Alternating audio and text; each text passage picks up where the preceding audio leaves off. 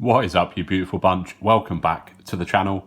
As you will have seen by the title, we're looking at my first gold coin into the collection today, plus a load of other stuff that we've bought. And this is the next part 8 of this huge coin collection that I bought. And there's still more to come. I'm not joking, there's still more. But this is one of the great episodes, I think.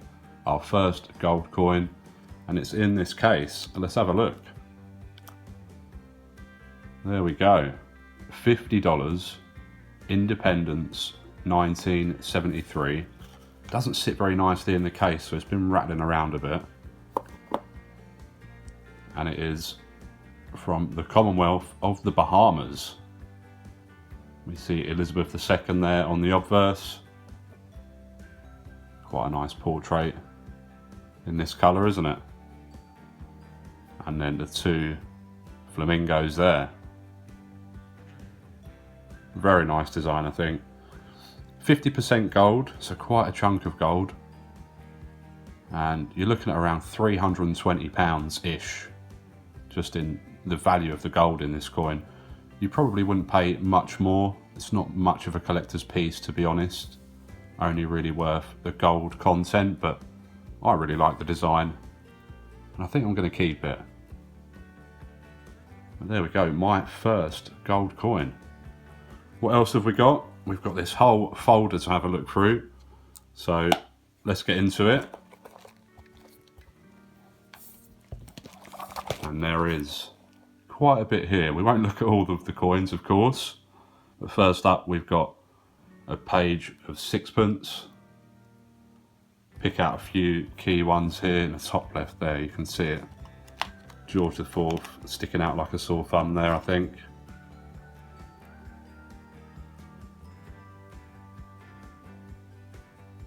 Not in perfect condition, but not bad. An 1829 sixpence, just 403,900 minted. So quite a low mintage for a near 200-year-old coin. Pretty cool. There's a whole load of silver sixpences, first few rows there. Some quite nice examples as well. Some I need for my date run, so I'll be putting those into my date run. And the ones I've already got, I'll be checking to see if these ones are any better than the ones we've got. You can even see there, a couple have got 2 in 1 slot, which isn't ideal, so we'll be whipping all of those out. What else is there to speak about on this page? Well, there's a cupronickel one here, which is worth more than a lot of the silver ones. So if you've got any of these old sixpences lying around with this design on, this is the date you're looking for, 1952. Struck for use in the West Indies, and just over 1 million struck, 1,013,400.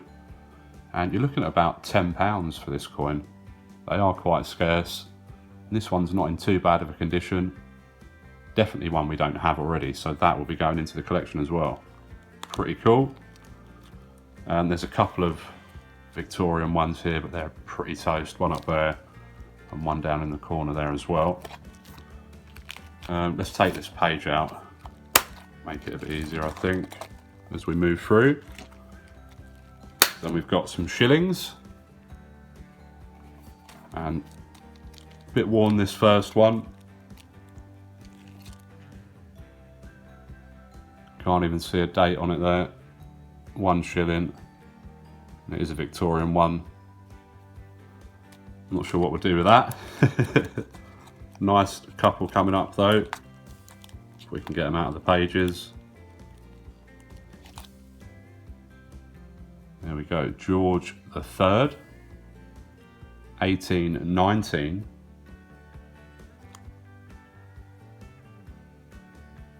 £7.5 million minted of these, so a bit more common than that George IV sixpence we just saw, but pretty nice nonetheless. I think the date is interesting on these, how small the 8 is and the 9 is kind of lopsided. If you know why that is, do let me know. Quite interesting. But a cool coin. Into the collection that will go. And we have another George IV, shilling this time. This is a date I already own. And the 1826, pretty worn as well. Then we've got some Victorian ones. Let's pull this one out, have a close look at this. I think this is one of the more common dates you tend to see, 1887. This one's not in too bad of a condition. See the date at the bottom there. And there's Queen Victoria. Not a bad portrait, bit worn on the high points, the hair, but it's not bad. And then we have a younger head here as well, from 1839. And again with that small 3. Like the numbers aren't uniform. There she is, not a bad one at all. Lovely, that will go into the collection for sure. What else have we got on this page?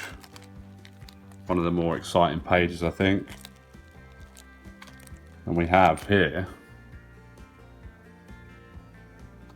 it is pretty worn, but you can see the date at the top there, 1709. So that will be Queen Anne. And that's a coin we definitely do not have.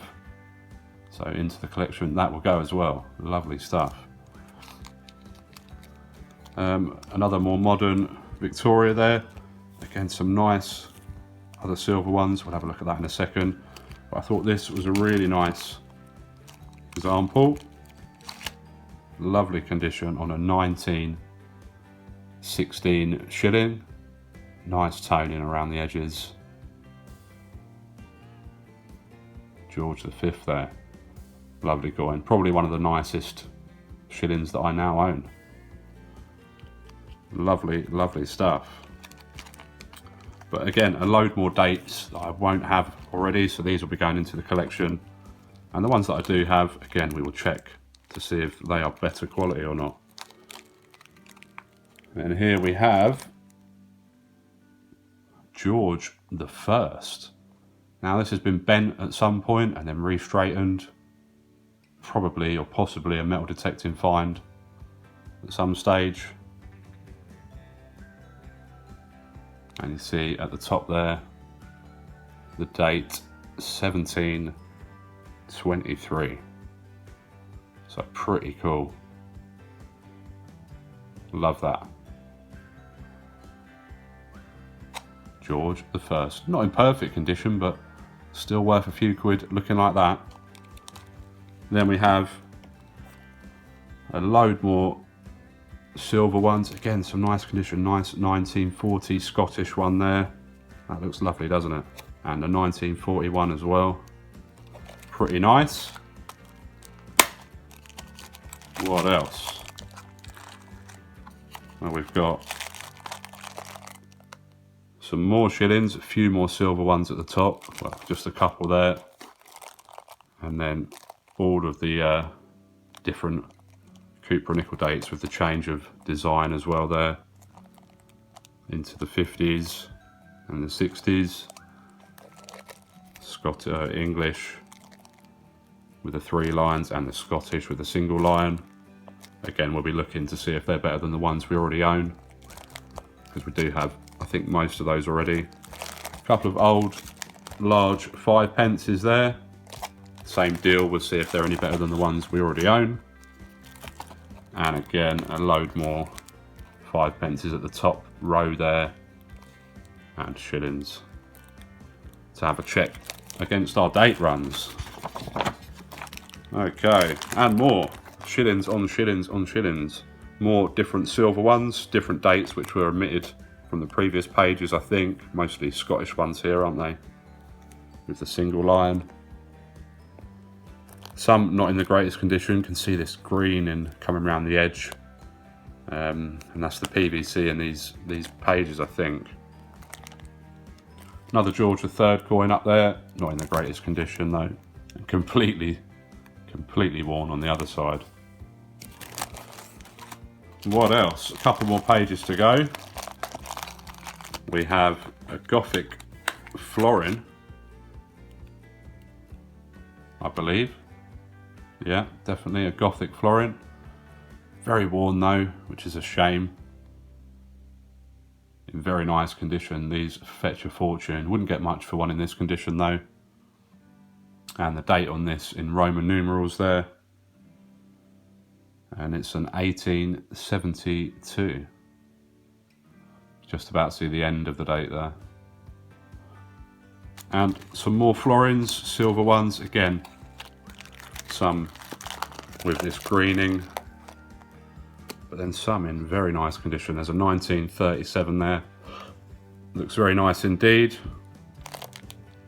39 looks quite nice as well, and the 41. So the ones we don't already have will be going into the collection, of course, and the rest will be checked against our existing date runs. And then on to all of the more modern cupronickel ones. Same deal on those. But then this bottom section here, a bit more interesting. We have a hammered coin. It's certainly seen better days though. And just about make out that it's James I, and it's a sixpence. The VI there, you can just about see it, VI for sixpence. And again, this has been bent at some stage and straightened. Wouldn't be worth a fortune for sure. One in perfect condition, again, you're talking hundreds or thousands of pounds, but in this state, £5 maybe, £10, very tops. But an interesting bit of history nonetheless. Then we have a rogue foreign coin in this folder, but it's one that we don't already have. And it's an 1803 from Spain. 8 Maravedis, which is definitely not one we already have, and that will be going into the collection. Pretty worn, but for a over 200-year-old coin, it's not bad. And then to finish off this page, we have a medal. And this is for George V and Queen Mary's Silver Jubilee.